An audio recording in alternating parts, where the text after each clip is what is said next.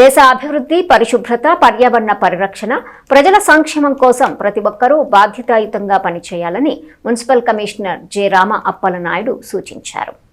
తెనాలి పురపాలక సంఘ కార్యాలయ ఆవరణలో 80వ స్వాతంత్ర దినోత్సవ వేడుకలను ఘనంగా నిర్వహించారు. Municipal commissioner J. Rama Appalanaidu జాతీయ పతాకాన్ని ఆవిష్కరించి గౌరవ వందనం సమర్పించారు. దేశ స్వాతంత్ర్యం కోసం తమ ప్రాణాలను త్యాగం చేసిన స్వాతంత్ర సమరయోధులను స్మరించుకున్నారు.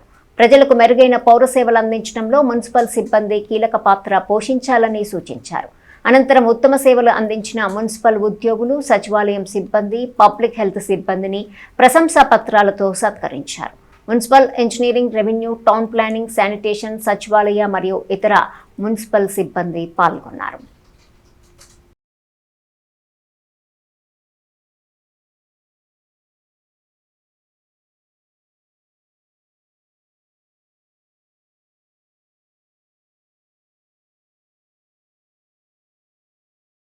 భారతీయుడిగా పుట్టినటువంటి మనందరికీ చాలా ముఖ్యమైనటువంటి రోజు.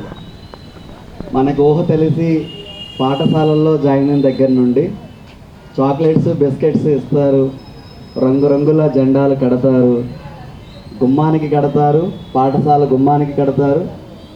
రోజు పాఠాలు వినే బ్లాక్ బోర్డ్కి కూడా ఆ జెండాలని అంటించేటువంటి రోజులు. అదొక పండగ.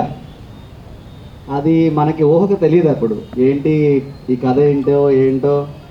కాబట్టి మన పెద్దవాళ్ళు కడుతున్నారు, మనము మన టీచర్ కట్టమంటున్నారు, మనము అంటిస్తున్నాం. అలా క్రమక్రమంగా క్లాస్ బై క్లాస్ పెరుగుతున్నప్పుడు ఈ దేశం యొక్క స్వతంత్రం కోసం ప్రాణత్యాగాలు చేసి భారతదేశాన్ని స్వతంత్రం సంపాదించినటువంటి ఎంతో మంది వ్యక్తులు ఉన్నారని మనం మన ఉపాధ్యాయుల ద్వారానో మీడియా ద్వారానో లేదా వివిధ రకాల కార్యక్రమాల ద్వారాను మనకి తెలుస్తుంది.